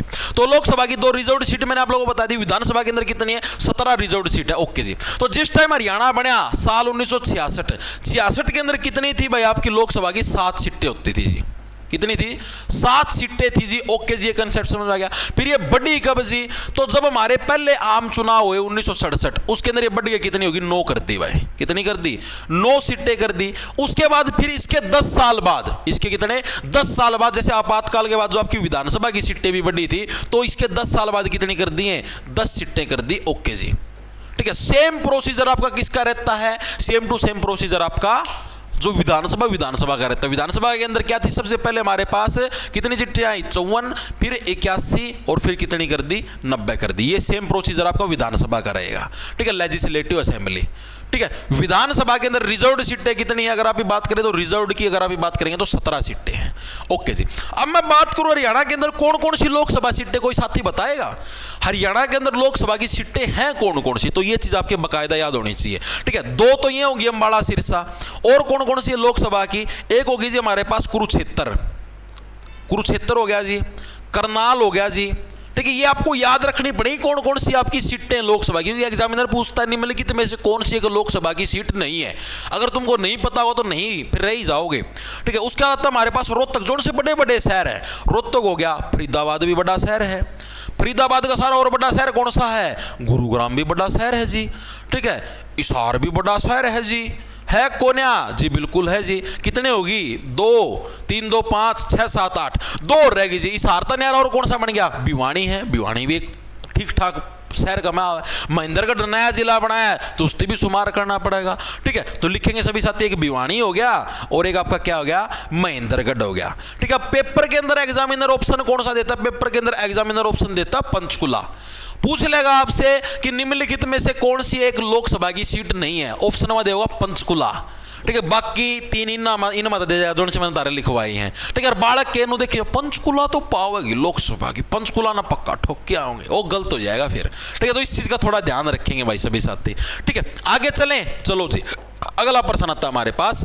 गुजरात में अंतर्राष्ट्रीय पतंग दिवस, ये बड़ा ही अच्छा और प्यारा प्रश्न है। कल मैंने जो बैच के अंदर इंडिया जीके करवाई थी, उस इंडिया जीके के अंदर मैंने ये प्रश्न करवाया था कि जो पतंग है, पतंग दिवस कब मनाया जाता है। तो गुजरात के अंदर जो आपका मकर संक्रांति आती है ना, मकर संक्रांति कब आती है, 14 जनवरी को। तो 14 जनवरी को जो आपकी मकर संक्रांति आती है, वो इस मकर संक्रांति को क्या है, एज ए न्यू ईयर के रूप में इसको सेलिब्रेट करते हैं। चीजें समझ में आई या नहीं आई। ठीक है, गुजरात के लोग किसको है, आपके 14 जनवरी यानी मकर संक्रांति को है न्यू ईयर के रूप में सेलिब्रेट करते हैं। अब एग्जाम के अंदर बहुत बार आता है कि गुजरात के अंदर है न्यू ईयर को किस नाम से जाना जाता है। तो न्यू ईयर को हम लोग बोलते हैं बेस्तु वर्ष। क्या बोलते हैं, बेस्तु वर्ष के नाम से हम लोग है गुजरात के न्यू ईयर को जानते हैं। बहुत बार प्रश्न पूछा है स्टैटिक जीके का, इंडिया जीके के अंदर स्टैटिक जीके होती है उसका प्रश्न है। इसको याद कैसे रखो, इसको याद रखना सिंपल से, बेस्तु से बढ़िया बेस्ट। भाई गुजरात वाले क्या कहने लग रहे, भाई तो हमारा बेस्ट वर्ष है, इससे बेस्ट तो मैंने आज तक कोई वर्ष हमारा मनाया ही नहीं। ओके जी, बेस्तु वर्ष हो गया। इसके अलावा अगर आप लोगों से पूछ ले हुआ है कि आंध्र प्रदेश हो गया हमारे पास, इसके अलावा हमारे पास तेलंगाना हो गया, और सॉरी थोड़ा ना ठीक करूं, और तेलंगाना का पड़ोसी कौन है, कर्नाटक है जी, और कर्नाटक हो गया। इन तीनों का जो न्यू ईयर फेस्टिवल है वो कौन सा है। तो देखो, अगर अंधे व्यक्ति के जीवन में एक नया साल कब आता है, जब उसके जीवन में क्या है, उसकी आंखों का उदय हो जाए, तो एक बढ़िया नए साल का सूर्योदय उसकी आंख के अंदर में देखने को मिलता है। यानी जो हमारे पास क्या होगा, क्या होगा हमारे पास, जो हमारे पास आंध्र प्रदेश, तेलंगाना, कर्नाटक है, इसका न्यू ईयर फेस्टिवल क्या नाम होगा बताओ। उदय से समझो आप, उदय से उगादी क्या होगा आपके पास, उगादी क्या है आपका, उगादी इनका न्यू ईयर फेस्टिवल होगा। ओके जी। इसके अलावा अगर मैं बात करूं महाराष्ट्र और आपके गोवा की, ठीक है, महाराष्ट्र क्या बहुत बड़ा राष्ट्र है, और इतने बड़े राष्ट्र के अंदर अगर मैं नए साल के ऊपर मिठाई बांटने लग जाऊं तो मेरी मिठाई तो खत्म हो जाएगी। तो मना के गुड़ बांट की काम चलाना पड़ेगा। यानी जो गुड़ी पड़वा है, क्या मेरे पास गुड़ी पड़वा, गुड़ी पड़वा कहां का न्यू ईयर फेस्टिवल आपका, महाराष्ट्र गोवा का ही पूछे जाएगा ना, तभी तुमको करवाने लगे रहा हूं, वरना मैं नहीं करवाता। ठीक है, तो ये बहुत ही इंपॉर्टेंट है, कभी आप लोग वो समझो। इसके अलावा अगर मैं बात करूं केरल का, केरल का कौन सा, विशु। विशु का मतलब विश, आप इनको क्या करा, अरे इसका मैं केरल रखेगा तो विश्वास तो नहीं रला दिया, तो विशु कहां का हो जाएगा, केरल का हो जाएगा। अगर मैं बात करूं तमिलनाडु का, तमिलनाडु पुथांडु, तमिलनाडु पुथांडु, पुथांडु तमिलनाडु, पुथांडु कहां का हो जाएगा, तमिलनाडु का हो जाएगा। चीजें समझ में आई। यानी न्यू ईयर फेस्टिवल बहुत इंपॉर्टेंट है, एग्जाम के अंदर पूछे जाते हैं, हर एक को याद रखना। ठीक है, ट्रिक से याद करवा दिए सारे बैच के अंदर, पूरी स्ट्रेटेजी के ट्रिक का गिल करवा रखी भाई। ठीक है, पूरी स्ट्रेटेजी की 38 क्लासों के अंदर सारी स्ट्रेटेजी की, एक एक मंदिर, एक एक त्योहार, एक एक क्लासिकल डांस, फोक डांस, कोई सा डांस हो, ठीक है, सारे फेस्टिवल ट्रिक के साथ जमानो गच तरीके से याद करवा रखे हैं।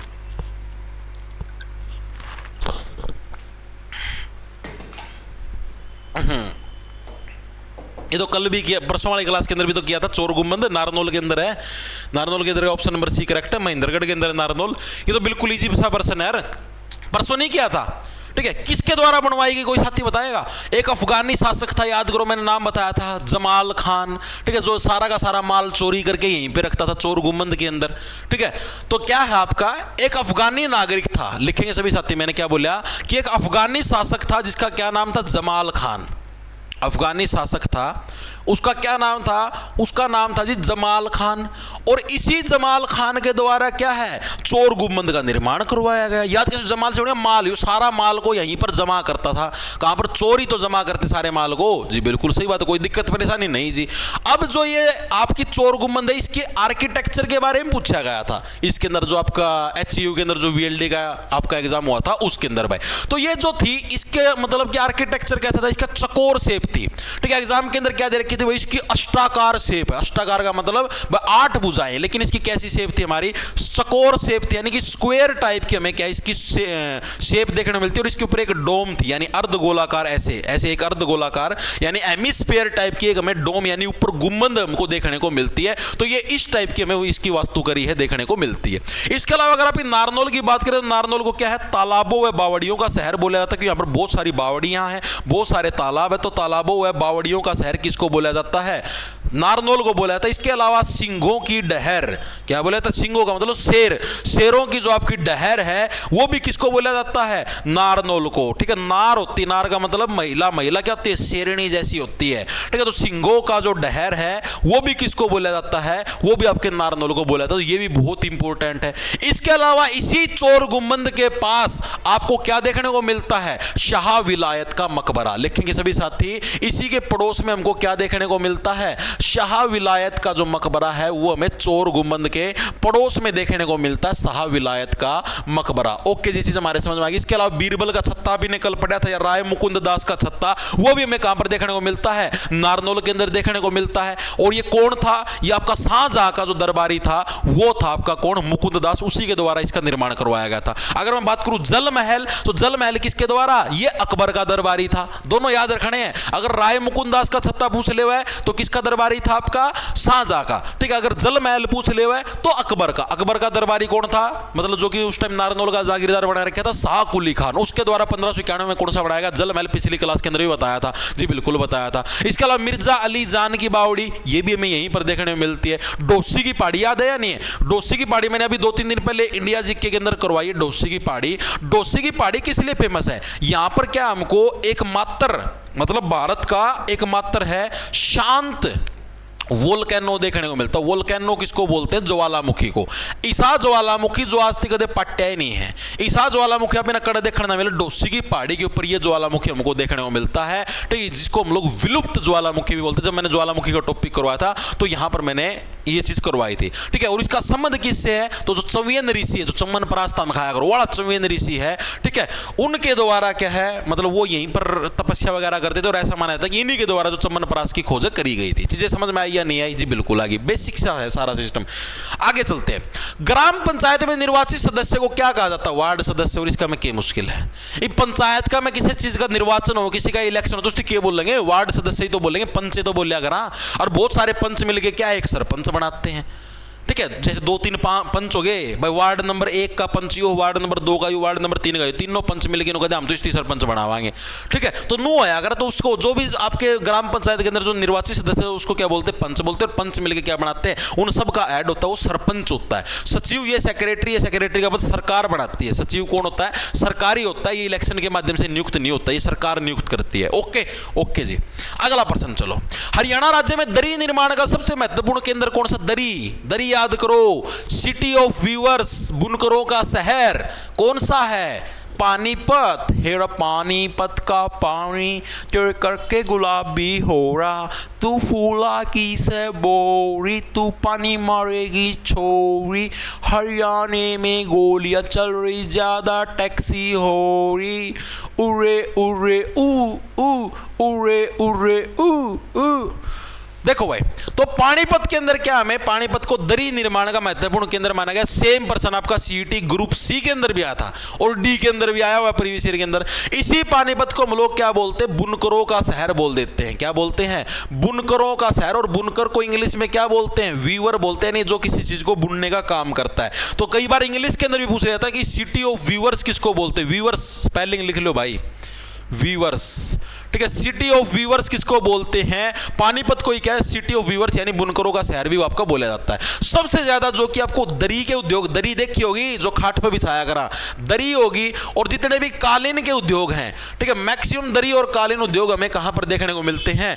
पानीपत के अंदर हमें मैक्सिमम है दरी और कालीन के उद्योग हमको देखने को मिलते हैं। और ये सिर्फ हमारे देश में नहीं, विदेशों के अंदर भी एक्सपोर्ट हम लोग करते हैं, दूसरे देशों के अंदर भी हम लोग इसको बेचने से मतलब बेचने का काम करते हैं। ओके जी, इसके अलावा हमें यहीं पर पानीपत के अंदर क्या कंबल उद्योग भी देखने को मिलता है। कौन सा?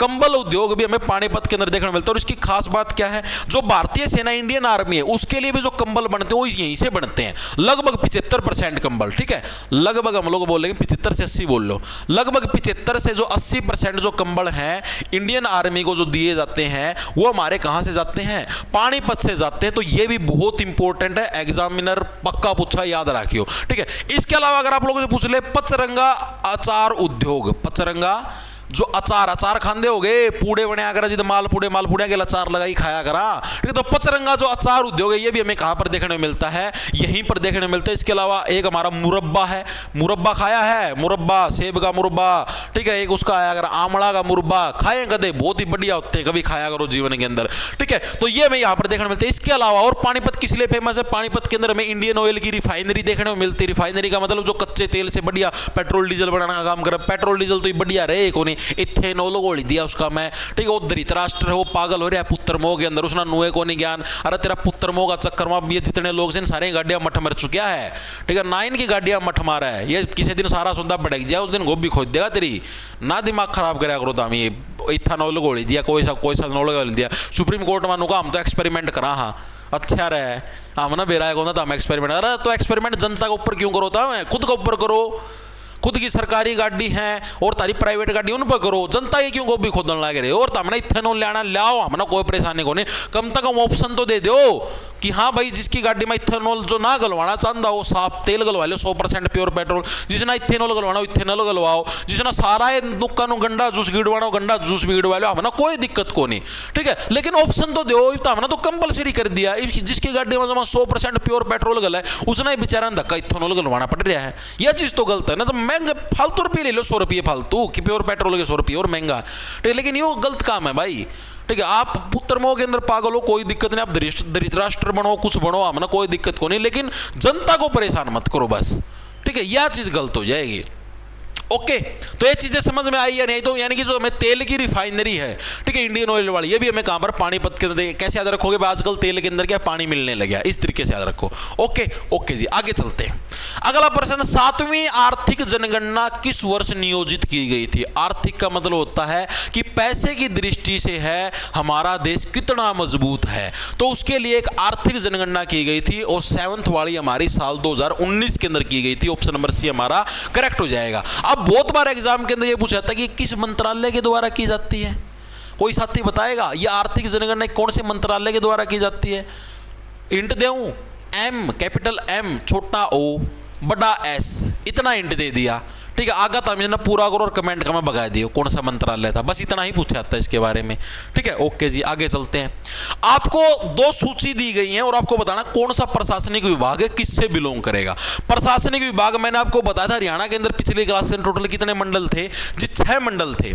6 मंडल मैंने आपको करवाए थे या नहीं करवाए थे जी, बिल्कुल करवाए थे। पिछली क्लास देख लेना खोल के तुम लोग, ठीक है, प्लेलिस्ट इसकी मैंने बना दी है। उन 6 मंडलों के अंदर मैंने आपको ये सारी चीज बताई थी कौन सा किससे बिलोंग करता है। अब आप ही देखेंगे, फरीदाबाद है, फरीदाबाद हमारा, फरीदाबाद जो हमारा मंडल है इसके अंदर कौन सा जिला आएगा, फरीदाबाद के अंदर आता है जी नू, यानी ए का हुआ हमारा 4, ए का 4 कौन से ऑप्शन के अंदर है, बी के अंदर है और डी के अंदर, यानी पहला और तीसरा तो ऑटोमेटिक कट गया, चीजें समझ में आए। पहला और तीसरा तो ऑटोमेटिक कट गया। दूसरा आता है हमारे पास गुरुग्राम, गुरुग्राम है बी गुरुग्राम के अंदर कौन सा आता है, गुरुग्राम मंडल के अंदर हमारा कौन सा आता है, महेंद्रगढ़ जिला आता है, बिल्कुल आता है। बी का 3 इसमें तय नहीं हो तो कटा को नहीं।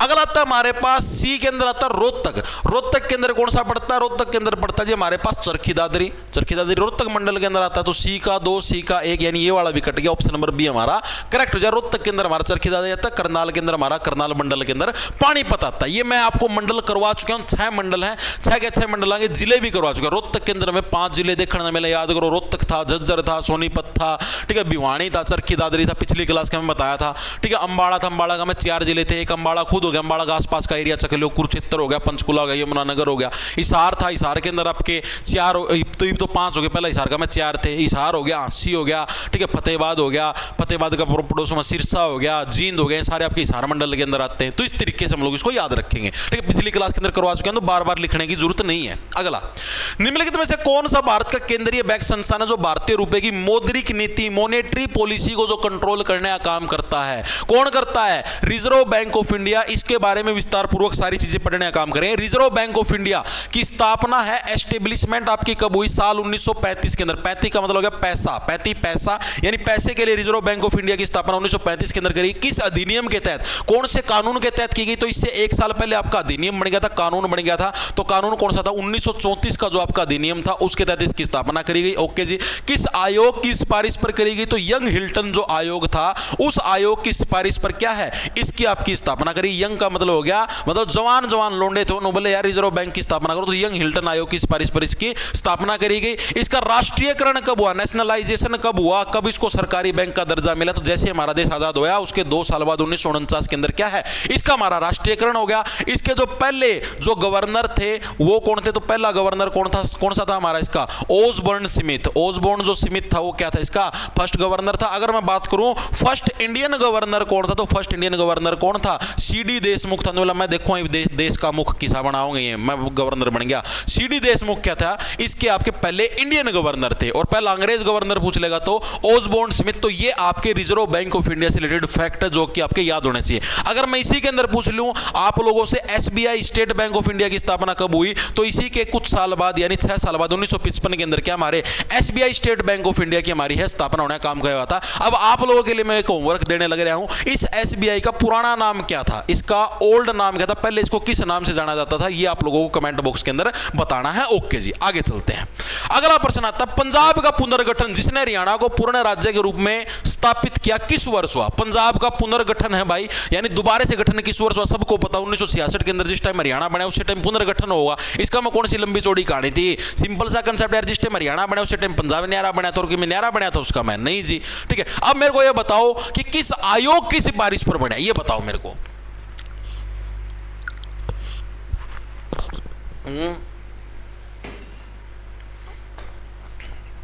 वेरी गुड, सबका बिल्कुल सही है।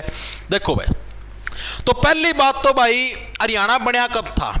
1 नवंबर 1966 को, जिस दिन हरियाणा दिवस भी सेलिब्रेट होते उस दिन हरियाणा के पंजाब से अलग बना। 17वें राज्य के रूप में हरियाणा की स्थापना हुई। ओके जी।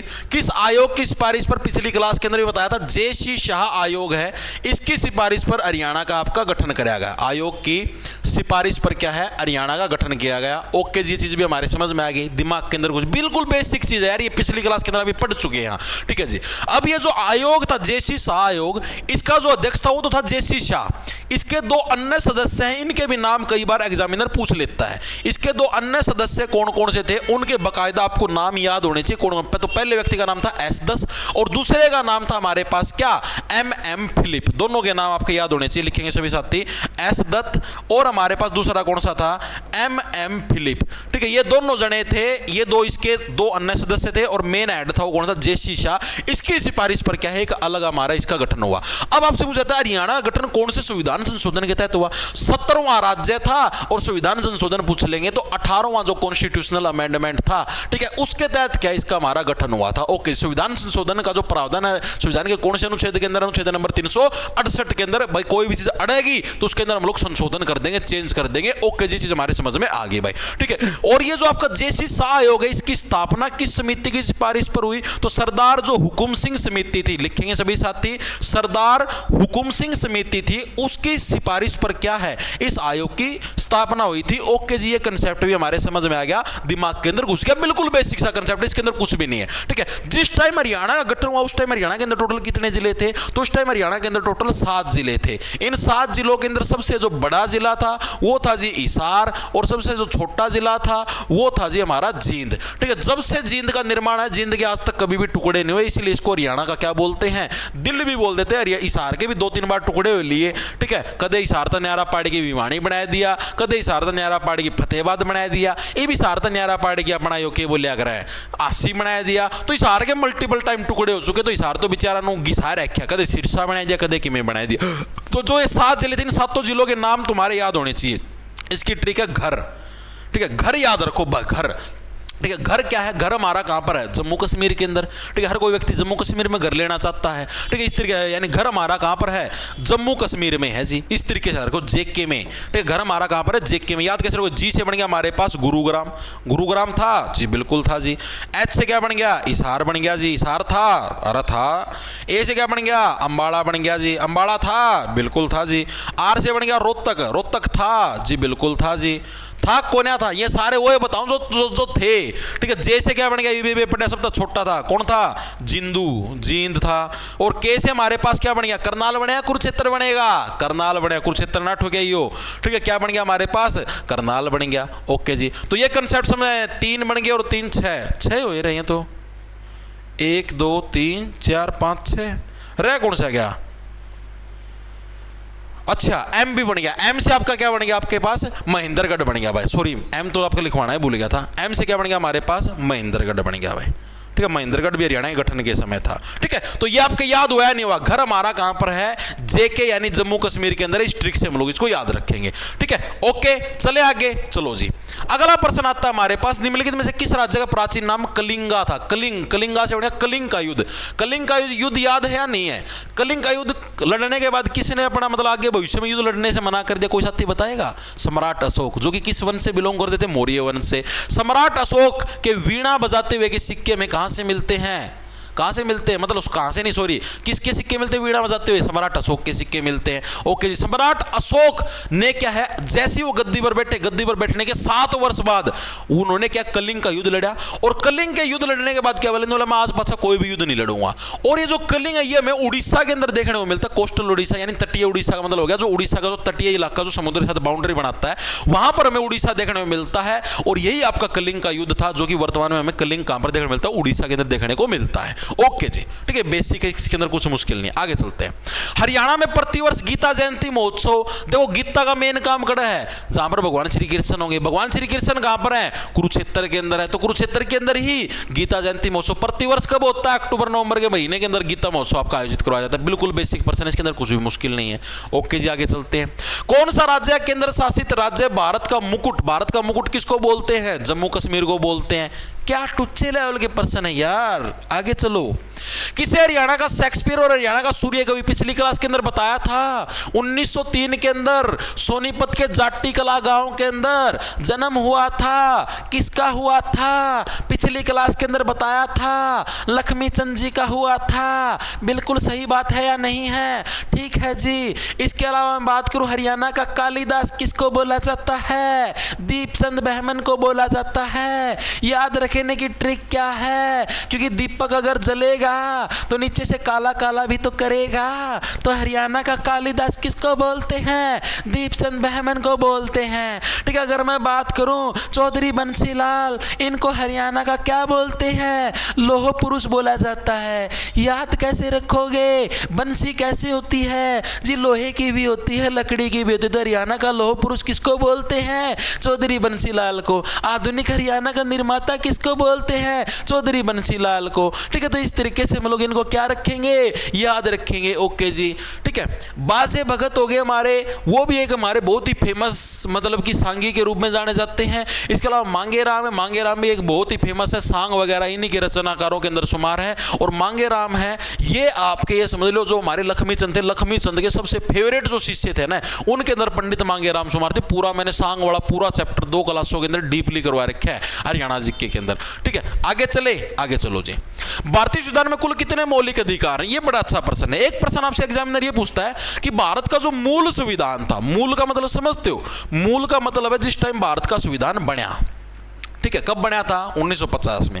तो जो मूल संविधान था उसमें कितने मौलिक अधिकार थे, ये बड़ा अच्छा प्रश्न आता है। मौलिक अधिकार का मतलब फंडामेंटल राइट्स। ठीक है, तो ये हमारे पास टोटल थे। और हमने किस देश के संविधान से लिए फंडामेंटल राइट्स, अमेरिका से। तो उस टाइम हमारे संविधान के अंदर 7 थे। ठीक है, फिर जी अब वर्तमान में कितने, वर्तमान में हमको 6 देखने को मिलते हैं। तो एक कद उड़ गया जी, और कद उड़ा दिया।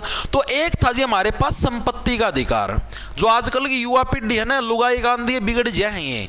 ठीक है, ये नु कहते हैं बाबू तेरी संपत्ति मेरी, इस पर गुट्ठा टेक दे, मेरी लुगाई रवांगे ताम रहो अनाथ आश्रम में, ओ सॉरी वृद्धाश्रम में। ठीक है, बाबू ती भेज दे वृद्धाश्रम में। ठीक है, तो इस सिचुएशन को देखते हुए सरकार ने है जो संपत्ति का अधिकार था, इसको मौलिक अधिकारों की श्रेणी से हटा दिया। और 44वां संविधान संशोधन 4 + 4 8 यानी 1978 के अंदर जो हुआ, इसके तहत इसको क्या है, एक कानूनी अधिकार बना दिया गया। यानी संपत्ति का जो अधिकार, इसको एक कानूनी अधिकार बना दिया गया मौलिक अधिकार के बजाय। और वर्तमान में संविधान के किस आर्टिकल के अंदर है, आर्टिकल नंबर 300A के अंदर क्या हमें इसका वर्णन देखने को मिलता है। इस ट्रिक से हम लोग इसको याद रखेंगे। चीजें समझ में आई नहीं। अब वर्तमान में कितने, वर्तमान में हमें 6 मौलिक अधिकार देखने को मिलते हैं। ठीक है, वो कौन कौन से आर्टिकल नंबर 14 से 18 के अंदर हमारा कौन सा है, कौन सा हमारे पास 14 से 18 के अंदर, याद करो जब भी बच्चा 14 साल के होता है 14 उसको फुल इक्वलिटी यानी समानता का अधिकार, ठीक है, 18 प्लस होती है उसको आज़ादी चाहिए यानी स्वतंत्रता का अधिकार, ठीक है। उसके बाद फिर 21 और 22 के अंदर क्या चाहिए उसको, 21 और 22 के अंदर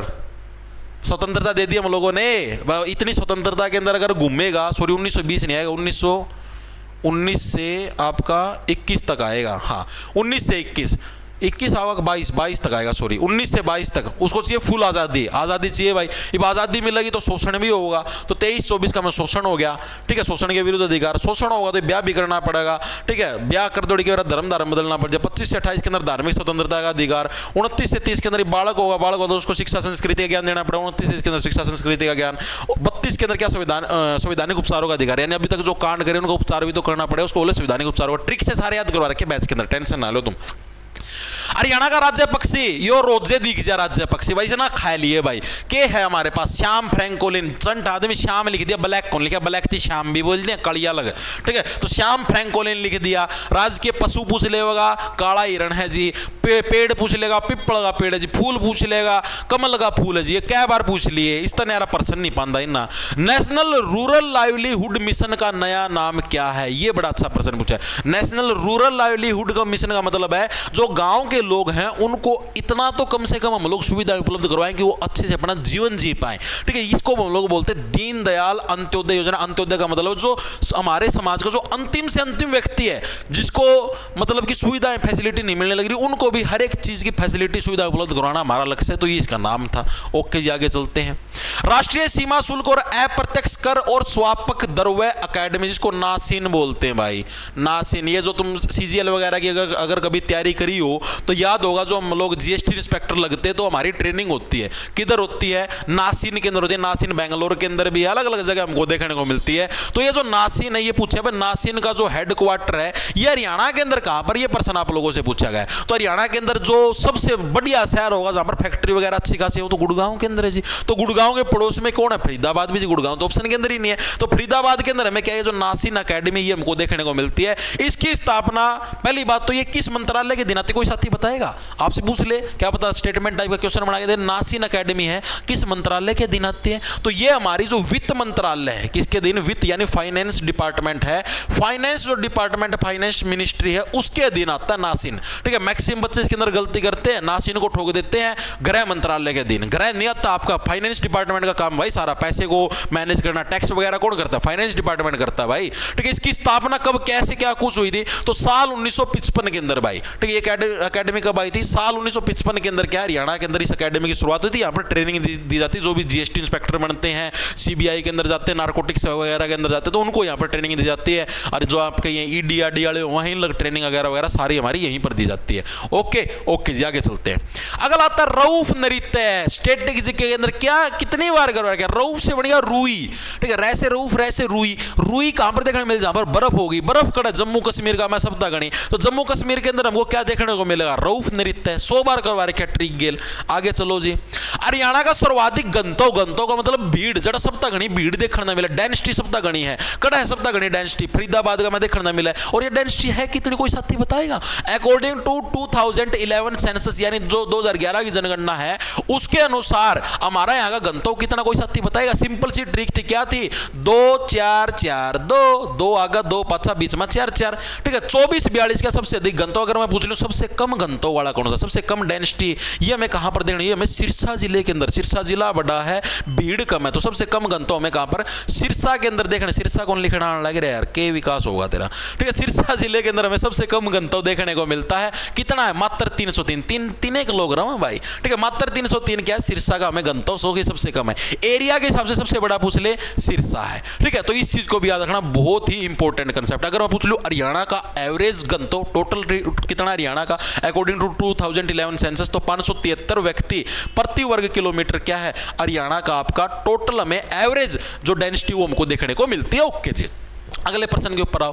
कौन प्रथम मौर्य शासक थे जिन्होंने अभिलेखों के माध्यम से आम जनता का अभिलेख कौन लिखवाया करता? सो के तो था, इससे का चा चढ़े रहा कर दे, पत्थर पर खुदवा खुदवा मेरी सारी जीवनी लिखूंगा। ठीक है, हरियाणा के अंदर टोटल इसके कितने थे? 7 अभिलेख पाए थे। पिछली क्लास के अंदर भी बताया था और मॉक टेस्ट के अंदर भी मैंने प्रश्न दिया था। ठीक है, जितने भी साथी मैं आप लोगों को एक चीज और बता देता हूं, हर संडे को अपना जो ऐप है जॉब्स टारगेट के नाम से आपको प्ले स्टोर पर मिलेगा, उधर आपको लाइव टेस्ट के ऑप्शन के अंदर है मॉक टेस्ट मिलेंगे। हर संडे को आपका क्या है? फ्री लाइव मॉक टेस्ट होगा हर संडे को। ठीक है, सीटी ग्रुप डी का आपकी प्रैक्टिस भी हो जाता है, कंपटीशन का भी बेरा पाट जाए। हरियाणा का मैं हमारा के कुछ है पांचला मॉक टेस्ट 10,000 वाला कन दिया था, इब जो होया था ये पांचला संडे ने लिया था, इस संडे ना भी होगा। ठीक है, तो इस चीज को ध्यान में रखना। आगे चलते हैं, अगला क्या? माता मनसा देवी मंदिर हरियाणा की समकालीन कला का कौन सा स्वरूप है? माता मनसा देवी मंदिर, पहली बात तो माता मनसा देवी मंदिर है कड़ा है? पंचकुला का में है, यह चीज आपके याद होनी चाहिए। माता मनसा देवी मंदिर है कड़ा है? पंचकुला का में। और ये जो मंदिर है इसका में हमें किस टाइप की कला देखने ना मिलेगी? सीधी बात है, जितने भी मंदिर है मंदिर का में जो भीत होती है, भीत को क्या बोलते हैं? दीवार। दीवारा के ऊपर आप चित्र देखने ना मिले, जिसको आप भित्ति चित्र बोलेंगे। ठीक है, इन दीवारों के ऊपर उस टाइम के हाथी घोड़े भगवान वगैरह वगैरह उन सब के जो चित्र वो हमको देखने को मिलते हैं। तो ये इसलिए काफी इंपॉर्टेंट है, एग्जाम के अंदर अक्सर आप लोगों से पूछ लिया जाता है। दूसरी चीज, इस मंदिर का निर्माण किसने करवाया था? तो उस टाइम मनी माजरा जो एक जगह थी वहां का एक शासक हुआ करता, जिसका नाम था राजा गोपाल सिंह। गोपाल सिंह के द्वारा क्या 1811 के अंदर इसका निर्माण करवाया गया था। लिखेंगे सभी साथी मनी माजरा। मनी माजरा मतलब सारा माजरा है मनी का है यार, जिसका पास मनी वो मंदिर बनवा देगा। मनी माजरा का शासक था कौन था? गोपाल सिंह। गोपाल सिंह के द्वारा क्या है? इसका निर्माण करवाया गया। ओके जी, कब करवाया गया? 19वीं शताब्दी के अंदर क्या है? इसका निर्माण करवाया गया 1803 से लेकर 1806 के बीच में। ठीक है, 19वीं शताब्दी थी, 19th सेंचुरी थी, उसके अंदर क्या है? इसका निर्माण करवाया गया गोपाल सिंह के द्वारा। इस तरीके से हम लोग इसको याद रखेंगे। ओके जी, चीज भी हमारे समझ में आ गई। इसके अलावा इसी माता मनसा देवी मंदिर के पास हमको क्या एक मंदिर और देखने को मिलता है, इसी के अंदर हमको देखने को मिलता है, इसको बोलते हैं पटियाला मंदिर। ये उस टाइम जो पटियाला का शासक होया करता, महाराज होया करता महाराजा करम सिंह, उसने अपने कर्म अच्छे कर्मों की बदौलत उसने उस मंदिर का निर्माण करवाया था। ठीक है, ओके जी, आगे चलते हैं। 2 कथन दे रखे, कथनापरतार्थी विचार करने हैं। पुलिस रेंज का शीर्ष अधिकारी, पुलिस रेंज सुनी होगी हरियाणा में, कितनी पुलिस रेंज है? कोई साथी बताएगा? 5 है जी। पुलिस कमिश्नरी कितनी है? 5 है जी। ठीक है, तो पुलिस रेंज का जो टॉप अधिकारी होता है वो अपर महानिदेशक। अपर महानिदेशक का मतलब होता है ADGP, additional director general of police, से कम पद का नहीं होता। ये कथन गलत है हमारा। जो आईजी रैंक का होता है ना, इंस्पेक्टर जनरल ऑफ पुलिस, वो एक रेंज का हेड होता है। ओके, यानी पहला कथन हो गया जी हमारा गलत। दूसरा, हरियाणा में 5 पुलिस रेंज है, बिल्कुल, यानी ओनली कथन नंबर हमारा बी है, ये हमारा करेक्ट है। पहला कथन हमारा हो जाएगा क्या? गलत हो जाएगा। मैंने हरियाणा पुलिस एक्ट जो मैंने करवा रखा है उसके अंदर स्पेशल विस्तार पूर्वक बता रखा है। अगर मैं पूछूं हरियाणा के अंदर जो 5 पुलिस कमिश्नरी है कौन कौन सी, कोई साथी बताएगा? अगर मैं बोलूं हरियाणा के अंदर जो 5 पुलिस कमिश्नरी हैं वो है कौन कौन सी, तो कोई साथी बताए? मैं और पानी घूट मार लूं।